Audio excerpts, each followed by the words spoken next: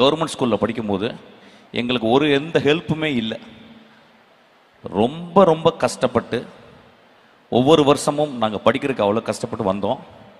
இன்றைக்கி உங்கள் வாழ்க்கையில் இந்த அரசும் முதல்வரும் எனது மதிப்பிற்குரிய என் இதயத்திற்கு சொந்தமான தம்பியும் புன்னகை அரசர் அன்பிலும் 3 பேரும் சேர்ந்து உங்களை பத்திரமா பார்த்துக்கிறாங்க.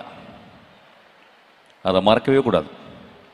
அவ்வளோ நல்ல திட்டங்களை உங்களுக்கு படிக்கிறதுக்காக சொல்கிறாங்க. நீங்கள் படிக்கணும்.